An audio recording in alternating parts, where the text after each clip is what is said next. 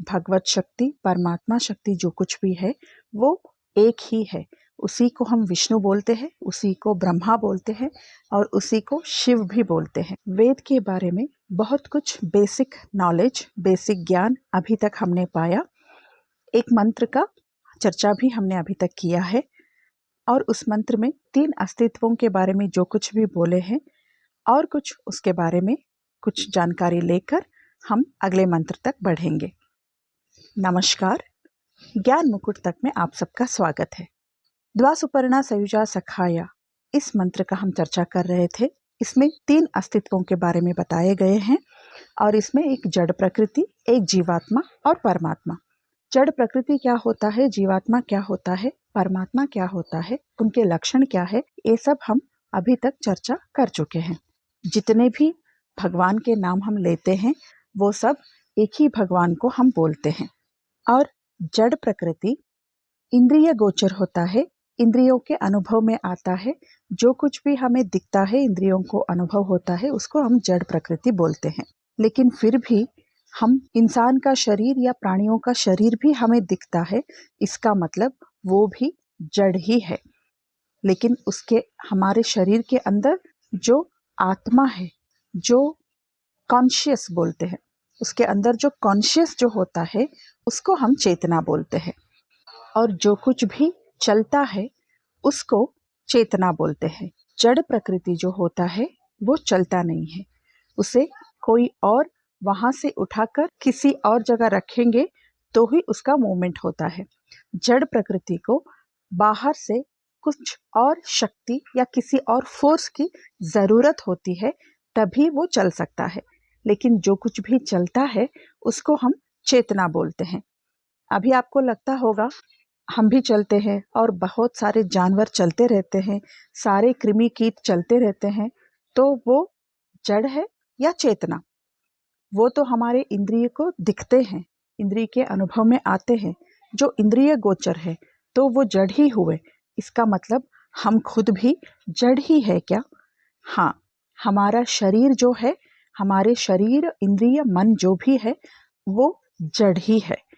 लेकिन जो चलता है वो हमारी प्रज्ञा है, उसको अवेयरनेस बोलते हैं, कॉन्शियसनेस बोलते हैं। वो जो है उसको हम चेतना बोलते हैं। ये अवेयरनेस, प्रज्ञा इतना सूटेबल वर्ड्स नहीं है चेतना के लिए। चेतना ही बिल्कुल सही शब्द है, क्योंकि चिति संज्ञाने मूल धातु से चेतना शब्द बनता है। चेतना शब्द से ही चेतना को अच्छी तरह समझ सकते हैं। जहाँ पे भी आत्मा होता है, चेतना होता है, वो चीज़ चलती है। वो जो हमारे अंदर जो अवेयरनेस है वो हमें दिखता नहीं है। हमारे शरीर, इंद्रिय, मन के बात करते हैं।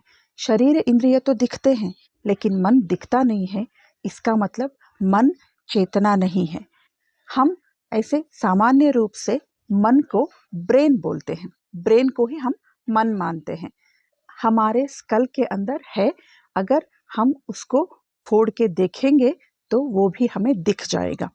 और हार्ट, हृदय हमें दिखता नहीं है, इसका मतलब हृदय भी चेतना है, ऐसा नहीं है। ये सब एक सुरक्षित थैली के अंदर छुपे हुए हैं, एक सुरक्षित जगह पे उनको प्रोटेक्ट किया गया है। वो ओपन करने से हमें दिख जाएंगे। ये सारे जड़ ही होते हैं। हमारे शरीर, इंद्रिय और मन और जो भी हमारे पार्ट्स हैं वो दिखते हैं, इसीलिए ये सब जड़ ही होते हैं। लेकिन चेतना कुछ भी करने से दिखती नहीं है। चेतना को हम उनके 6 लक्षणों से ही पहचान सकते हैं। जो आत्मा के लक्षण मैंने बताए थे, उन्हीं 6 लक्षणों से हम उसको पहचान सकते हैं और हमारी इंद्रियों को वो दिखता नहीं है। इतना सब कुछ, इतना प्रिसाइजिंगली जानने के बाद भी हम कंफ्यूज होते रहते हैं। इसीलिए महर्षि पतंजलि ने योग दर्शन में बोला है, क्लेश करके बोलते हैं। जो आत्मा को अनात्मा और अनात्मा को आत्मा करके जानते हैं वो क्लेश में पड़ जाते हैं। उनको फिर बहुत कंफ्यूजन होती है और जिंदगी भर के लिए जिस को जैसे समझना है, जिंदगी भर कैसे जिंदगी को बिताना है, वो कंफ्यूज में पड़ जाते हैं। उनको बहुत गलतफहमी हो जाती है, क्योंकि हम आत्मा को अनात्मा, और अनात्मा को आत्मा समझते हैं। इतना सब कुछ होने के बाद भी कोई बोलेगा ये अद्भुत चेतना शक्ति है, ये आपको बहुत कुछ अच्छा करेगा, बहुत अद्भुत करेगा करके बोलेंगे तो हम मान ही लेते हैं। हमें ये बिल्कुल पूरी जानकारी होनी चाहिए। अगर कोई बोले, किसी को सामने लाकर खड़ा किए और बोले ये बहुत अद्भुत और बहुत ही चमत्कार करते हैं और ये अद्भुत चेतना शक्ति है, तो हमें समझना चाहिए कि ये हमारी आँखों को दिख रहा है या हमारे इंद्रिय गोचर है, हमारे इंद्रियों के अनुभव में आ रहा है, तो ये चेतना नहीं हो सकती। इतना हमें उसके बारे में ज्ञान होना चाहिए, इतना अलर्ट हमको हर चीज़ पे कदम कदम पे रहना पड़ता है। यही चीज़ है आज हमारे इसी वीकनेस की वजह से, इसी दुर्बलता की वजह से बहुत लोग उसका फ़ायदा उठाते हैं। मैं एक न्यूज़ चैनल में देख रही थी, कोई ज्योतिष भविष्य बता रहे थे। उसमें वो बोल रहे थे कि आज कोई एक राशि के बारे में बोल रहे थे। बोले ये राशि वाले आज सावधानी से गाड़ी चलाएं, रोड पर कुछ हादसा घटने की संभावना है, इसीलिए सावधानी से गाड़ी चलाएं। सावधानी से गाड़ी नहीं चलाएंगे तो किसी का भी हादसा हो सकता है। ऐसा नहीं है कि जो पर्टिकुलर उस राशि में पैदा हुए हैं वो ही अगर सावधानी बरतेंगे तो उनको कुछ नहीं होगा। तो ये यूनिवर्सल नहीं होता। जो भी ऐसे भविष्य बोलते हैं, हमें भक्ति से ज़्यादा भय होता है और हमारे भय जो भी होता है, हमारी दुर्बलता जो भी होती है, इसका सारे फ़ायदा उठाते हैं। इसीलिए हम ऐसे किसी भी चीज़ पे भरोसा ना करें जो यूनिवर्सल ना हो। इसीलिए वेद एक ही फॉर्मूला हमको दे देता है, 2 + 2 4 ही होता है सभी के लिए। किसी के लिए 3 या किसी के लिए 5 हो रहा है तो समझो वहाँ पे कुछ गलती है, वहाँ पे कुछ प्रॉब्लम है। इसीलिए सभी वेदों को पढ़ के इनको नहीं जान सकते, सभी एकदम से एक ही बार में कुछ गलत है करके पहचान नहीं सकते। इसीलिए ये फार्मूला सारे सामान्य लोगों के लिए, सारे आम लोगों के लिए वेद दे चुका है। जहाँ पे ये अप्लाई नहीं होता है वहाँ पे कुछ प्रॉब्लम ज़रूर है। अगर सबके लिए यही आंसर आता है, एक ही होता है, रूल सबके लिए एक ही होता है और यूनिवर्सली जो भी चीज़ है वो अप्लाई होता है, उसी को हमको मानना है। बाकी कोई भी चीज़ हमें मानने की ज़रूरत नहीं है। या अपनी आज तक की ज़िंदगी में हम बैठ के एनालाइज करेंगे तो हमें खुद समझ में आ जाएगा कि हम आत्मा को अनात्मा और अनात्मा को आत्मा समझने की वजह से ही आज बहुत सारे क्लेश में हम पड़े हैं करके। इसीलिए द्वा सुपर्णा सयुजा सखाय जो मंत्र मैंने बताया था, इन 3 अस्तित्वों को हम अगर पूरी तरह से गहराई से समझेंगे तो हमें कोई भी कंफ्यूजन नहीं हो सकती। अगर द्वा सुपर्णा के बारे में और भी बात करना है तो बहुत कुछ है, लेकिन बीच बीच में जहाँ जहाँ ज़रूरत पड़े वहाँ वहाँ हम टच करते हुए आगे बढ़ सकते हैं। अभी अगला मंत्र मैं आपको बताती हूँ, उसके बारे में गहराई से चर्चा अगले भाग में हम करेंगे। अगला मंत्र है तदेजति तन्नेजति तद्दूरे तद्वंतिके तदंतरस्य सर्वस्य तदु सर्वस्यास्य बाह्यतः।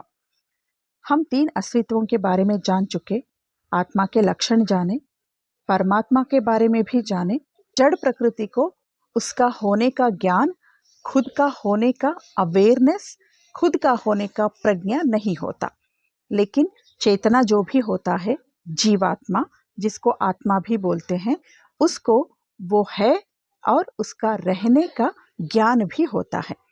और परमात्मा को हर चीज़ के बारे में ज्ञान होता है।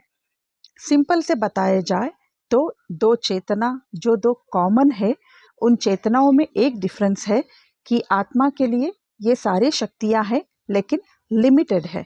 परमात्मा में भी बहुत सारी शक्तियाँ हैं लेकिन वो अनलिमिटेड है।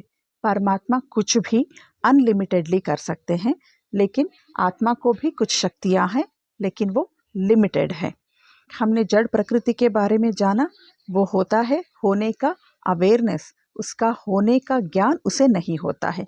कोई इसको बता दे, उसको पता नहीं होता है अभी मैं एक कुर्सी पे बैठी हूँ, इस कुर्सी को पता नहीं है कि मैं ऐसी जगह पे हूँ, यहाँ पे है और इस मेरे ऊपर कोई बैठा हुआ है, वो ऐसे ऐसी बातें कर रहा है, ये ज्ञान कुर्सी को नहीं होता। लेकिन चेतना जो मुझ में है, मुझे पता है, मुझे ये ज्ञान होता है कि मैं क्या बात कर रही हूँ, किसके बारे में बोल रही हूँ, मैं कहाँ बैठी हूँ, ये सब ज्ञान मुझे होता है। हमने जड़ प्रकृति के लक्षण जाने कि वो इंद्रिय गोचर है, इंद्रियों के अनुभव में आते हैं, और इच्छा द्वेष सुख दुख ज्ञान प्रयत्न के वजह से चेतना को हम पहचान सकते हैं इन 6 लक्षणों से। और भगवान के लक्षण भी हमने जाने। भगवान को, परमात्मा को और थोड़ा जानने के लिए ये जो अभी मैंने मंत्र बोला, तदेजति तन्नेजति तद्दूरे तद्वंतिके तदंतरस्य सर्वस्य तदु सर्वस्यास्य बाह्यतः, इसमें लिखा है। इस मंत्र के बारे में हम आगे और भी चर्चा करेंगे। इस मंत्र में हमें भगवान हमसे कितना दूर रहते हैं, भगवान को हमें कैसे जानना है, भगवान को कैसे पाना है, इसके बारे में बताया जाता है। अगले भाग में इसकी चर्चा के साथ, गहराई से अध्ययन के साथ फिर मिलेंगे। तब तक के लिए नमस्कार।